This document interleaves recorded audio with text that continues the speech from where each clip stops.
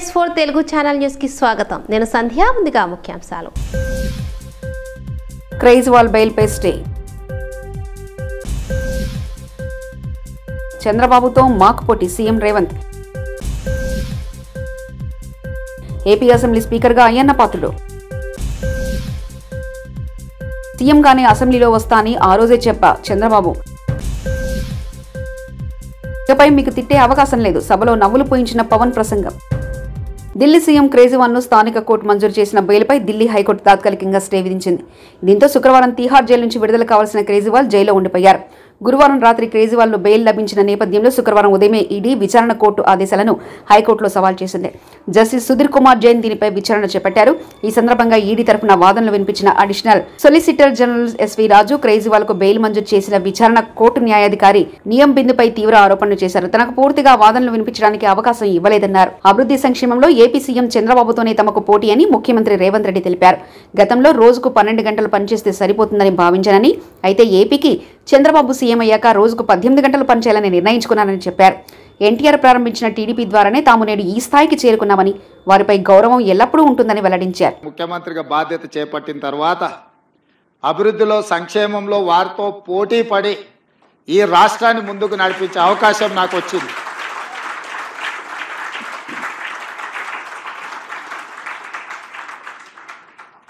గతంలో 12 గంటలు పనిచేస్తే సరిపోతుంది, అంతకు మించి అవసరం లేదు అనుకునేవాడిని. కానీ ఇప్పుడు వారు 18 గంటలు పనిచేస్తే నేను 12 గంటలతో సరిపెడితే కుదరదు. కాబట్టి మా అధికారులకు, మా సహచరులకు మనం కూడా 18 గంటలు పని చేయాల్సిందే. అభివృద్ధి విషయంలో, సంక్షేమం విషయంలో పోటీపడి ఈ 2 తెలుగు రాష్ట్రాలు ప్రపంచానికే ఒక రోల్ మోడల్గా నిలబడాలి అని నేను భావిస్తున్నాను. ఆ దిశగా మా ఆలోచన, మా విధానాలు, మా నిర్ణయం ఉంటుంది. ఆంధ్రప్రదేశ్ శాసనసభాపతిగా సీనియర్ ఎమ్మెల్యే చింతకాయల అయ్యన్న పాత్రుడు ఏకగ్రీవంగా ఎన్నికయ్యారు. ఆయన ఎన్నికను ప్రొటెం స్పీకర్ గోరట్ల బుచ్చయ్య చౌదరి సభలో అధికారికంగా ప్రకటించారు. అనంతరం ఆయనను ముఖ్యమంత్రి చంద్రబాబు, ఉప ముఖ్యమంత్రి పవన్ కళ్యాణ్ సభాపతి స్థానంలో కూర్చోబెట్టారు. సభకు నేను తెలియపరుస్తా ఉన్నాను. 1 చింతకాయల అయ్యన్న పాత్రుడు, ప్రతిపాదకున్న పేరు శ్రీ కొణిదెల పవన్ కళ్యాణ్ గారు. 2 శ్రీ చింతకాయల అయ్యన్న పాత్రుడు గారు, ప్రతిపాదకున్న పేరు శ్రీ నారా లోకేష్ గారు. 3 శ్రీ చింతకాయల అయ్యన్న పాత్రుడు గారు, శ్రీ సత్యకుమార్ యాదవ్ గారు. సక్రమంగా నామనిర్దేశం చేయబడిన అభ్యర్థి శ్రీ చింతకాయల అయ్యన్న పాత్రుడు గారు ఒక్కరే అయినందున సభాపతి పదవికి శ్రీ చింతకాయల అయ్యన్న పాత్రుడు గారు ఏకగ్రీవంగా ఎన్నుకోబడినట్లు ప్రకటిస్తున్నాను.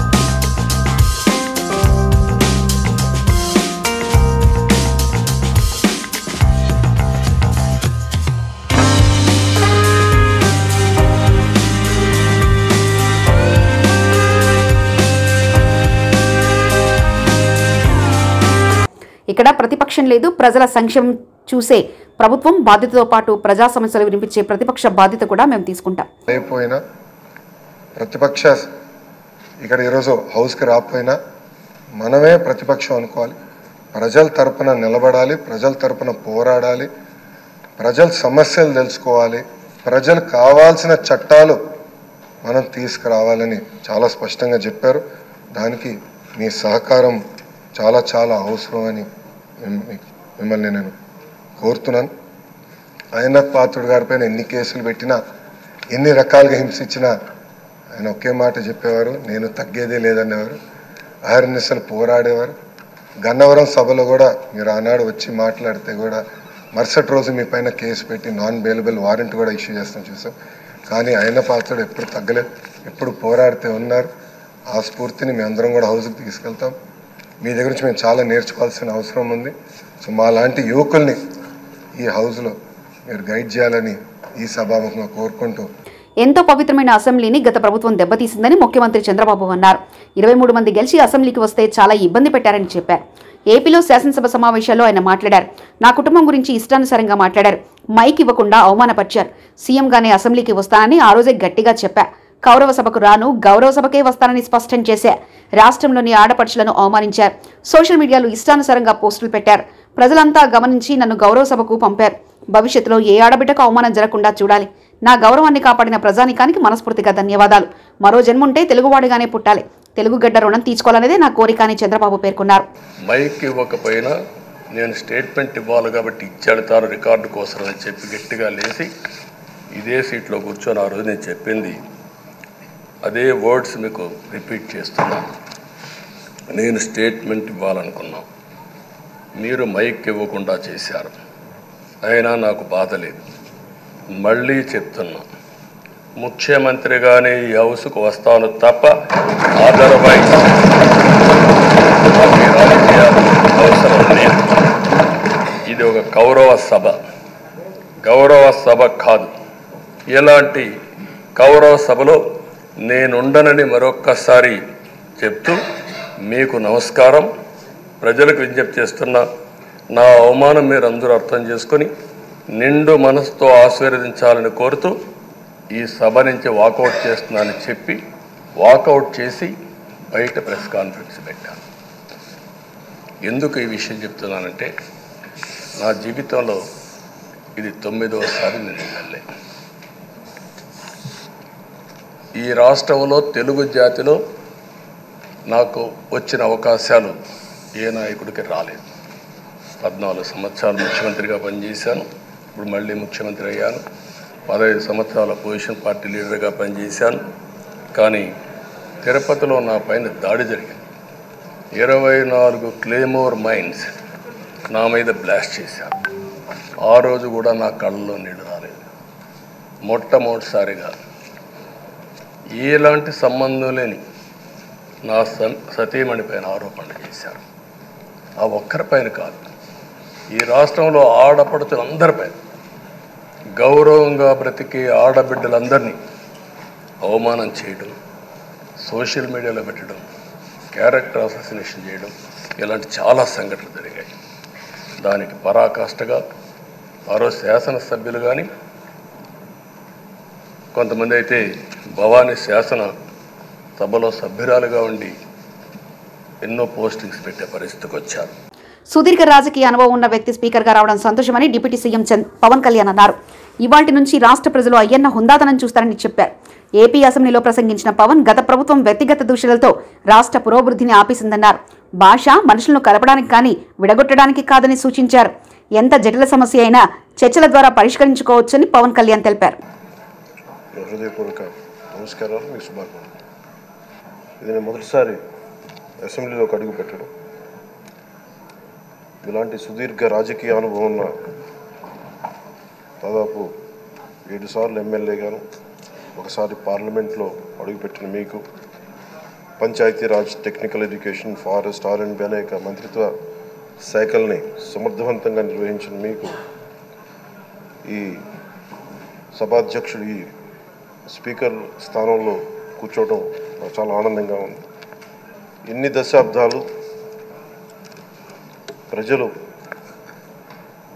రాజకీయ జీవనంలో ఇన్ని దశాబ్దాలు ప్రజలు మీ వాడి వేడి చూశారు. మీకు కోపం వస్తే ఋషికొండను చెక్కినట్టు ప్రత్యర్థులకి పదునైన ఉత్తరాంధ్ర యాసలో గుండు కొట్టేస్తాను. నాకు ఒకటే బాధేస్తా ఉంది సార్, ఇకపైన మీకు తిట్టే అవకాశం లేకపోవడం. కానీ ఇక మీద సభలో ఎవరు తిడుతున్నా దాన్ని ఆఫ్ చేసే బాధ్యత మీ చేతిలోనే ఉంది. మీరే మైక్ ఆఫ్ చేయాలి. అంటే మా చిన్నప్పుడు నేను చూసేవాడు, ఒకసారి అల్లరి చేసే అబ్బాయిని క్లాస్ లీడర్ చేసేవాడు చిన్నప్పుడు మా స్కూల్లో. కానీ ఇన్నాళ్ళు ప్రజలు మీ వాడి వేడి పలుకులు, మీ ఘాటైన వాగ్దాటి చూశారు. ఈ రోజు నుంచి రాష్ట్ర ప్రజలు మీ హుందాతనం చూస్తారు. డిబేట్స్ వెనకాల దాక్కుని సంస్కారహీనమైన భాషలని భావాలని రకరకాల మాధ్యాల్లో విరజిమ్ముతూ ఉంటారు. దాని నియంత్రణ మీ ఏపీలో మొదలైన టీడీపీ కూటమి విధ్వంస పాలన. తాడేపల్లిలోని నిర్మాణంలో ఉన్న వైఎస్ఆర్ కాంగ్రెస్ పార్టీ కార్యాలయం కూల్చివేత. ఉదయం 5:30 సమయంలో కూల్చివేత ప్రారంభం. ప్రొక్రెయిన్లు బుల్డోజర్లతో భవనాన్ని కూల్చివేత. స్లాబ్కు సిద్ధంగా ఉన్న భవనాన్ని కూల్చివేస్తున్న అధికారులు కూల్చివేతకు సిఆర్డీఏ ప్రిలిమినరీ ప్రొసీడింగ్స్ను సవాల్ చేస్తూ నిన్న హైకోర్టును ఆశ్రయించారు వైఎస్ఆర్సీపీ. చట్టాన్ని మీరి వ్యవహరించవద్దని హైకోర్టు ఆదేశం. సిఆర్డీఏ కమిషనర్కు హైకోర్టు ఆదేశాలను తెలియజేసిన వైఎస్ఆర్సీపీ న్యాయవాది హైకోర్టు ఆదేశాలను బేఖాతరు చేస్తూ వైఎస్ఆర్సీపీ కార్యాలయ భవనాన్ని కూల్చివేత, కోర్టు ధిక్కారానికి పాల్పడ్డారని హైకోర్టు దృష్టికి తీసుకెళ్తామన్న వైఎస్ఆర్సీపీ.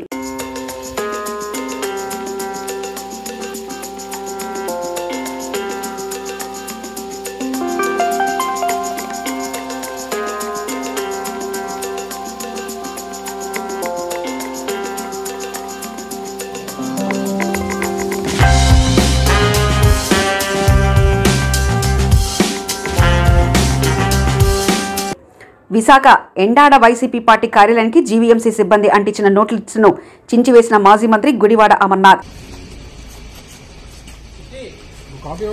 కూడా దాడి చేసినటువంటి సందర్భాలను మనం చూసాం.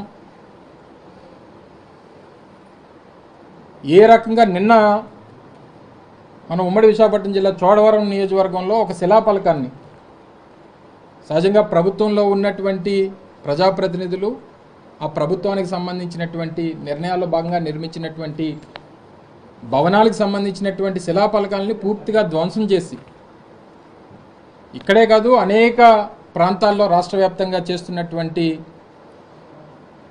ఈ చర్యలను మనం చూస్తూ ఉన్నాం. ఈరోజు ఉదయం తెల్లవారుజామున 5 గంటలకి తాడేపల్లిలో వైఎస్ఆర్ కాంగ్రెస్ పార్టీ కేంద్ర కార్యాలయానికి సంబంధించినటువంటి నిర్మాణాన్ని 8 సంవత్సరాలు ఈ రాష్ట్రంలో ప్రతిపక్ష పార్టీగా, గడిచినటువంటి 5 సంవత్సరాల అధికార పార్టీగా,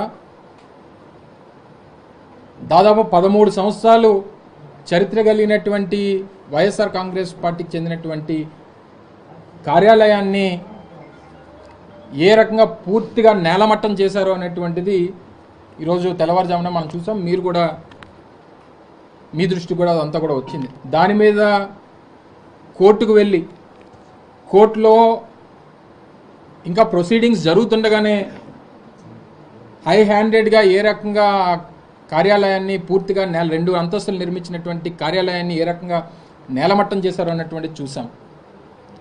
విజయవాడ ఇంద్రకిలాద్రిపై వెంచేసి ఉన్న శ్రీ దుర్గా మల్లేశ్వర స్వామివార్ల దేవస్థానం ఆధ్వర్యంలో అమ్మవారి గిరి ప్రదక్షిణ కన్నుల పండుగగా జరిగింది. పౌర్ణమి సందర్భంగా ఉదయం లోక కళ్యాణార్థం భక్త జనశ్రేయస్సు కొరకు మరియు ధర్మ ప్రచార నిమిత్తం వేద పండితుల మంత్రోచ్చారాలు, అమ్మవారి నామస్మరణలు, మంగళ వాయిద్యాల నడుమ శ్రీ కామధేను అమ్మవారి ఆలయం నుంచి ప్రారంభమైంది. వైదిక సిబ్బందిచే శాస్త్రోతకంగా పూజలు నిర్వహించారు. ఆలయ ఈవో కెఎస్ రామారావు కొబ్బరికాయ కొట్టి గిరి ప్రదక్షిణ కార్యక్రమాన్ని ప్రారంభించారు. ఈ కార్యక్రమంలో ఆలయ అధికారులు, సిబ్బంది, భక్తులు విశేషంగా పాల్గొన్నారు. తాడేపల్లిలో నిర్మాణంలో ఉన్న వైసీపీ కార్యాలయ భవనాలను కూల్చివేయడం కక్షపూరిత చర్యని మాజీ మంత్రి వైసీపీ నాయకుడు అంబటి రాంబాబు అన్నారు. చట్టబద్ధంగా ప్రభుత్వ స్థలంలో నిర్మిస్తున్న కార్యాలయం కూల్చివేయడం ధర్మమేనా అంటూ సీఎం చంద్రబాబును ప్రశ్నించారు. గతంలో టీడీపీ అధికారంలో ఉండగా అనేక చోట్ల ప్రభుత్వ స్థలాల్లో టీడీపీ కార్యాలయాన్ని నిర్మించిందని, తాడేపల్లిలోని టీడీపీ ఆఫీస్ ప్రభుత్వ స్థలంలోనే ఉందని అన్నారు. రాష్ట్ర ఆఫీస్ నిర్మాణంలో ఉన్న కట్టడాన్ని నిర్దాక్షిణ్యంగా బుల్డోజర్లు, ఇతరత్రా ఉన్న వాహనాలను తీసుకొచ్చి సుమారుగా ఒక 2 గంటల్లోనే పూర్తిగా నిర్మాణంలో ఉన్నటువంటి ఆ నిర్మాణాన్ని నేలమట్టం చేశారు. దాన్ని కూడా మేము చూసి రావటం జరిగింది. ఇది వైఎస్ఆర్ కాంగ్రెస్ పార్టీ ఆఫీస్ కొరకు నిర్మించుకోవాలనేటువంటి ఉద్దేశంతో రాష్ట్ర వ్యాప్తంగా అనేక ప్రాంతాల్లో ప్రభుత్వ స్థలాలను క్యాబినెట్లో పాస్ చేసుకుని వైఎస్ఆర్ కాంగ్రెస్ పార్టీకి కేటాయించుకోవటం జరిగింది. ఇదేదో వైఎస్ఆర్ కాంగ్రెస్ పార్టీ అధికారంలోకి ఉన్నది కాబట్టి మేము తీసుకొచ్చినటువంటి సాంప్రదాయం కాదు ఇది. కేజ్రీవాల్ బెయిల్పై స్టే. చంద్రబాబుతో మాకు పోటీ సీఎం రేవంత్. ఏపీ అసెంబ్లీ స్పీకర్గా అయ్యన్న పాత్రుడు. సీఎంగానే అసెంబ్లీలో వస్తా అని ఆ రోజే చెప్పా చంద్రబాబు. ఇకపై మీకు తిట్టే అవకాశం లేదు, సభలో నవ్వులు పోయించిన పవన్ ప్రసంగం. TS4 తెలుగు ఛానల్ న్యూస్ ఇంతటితో సమాప్తం. చూస్తుండండి TS4 తెలుగు ఛానల్.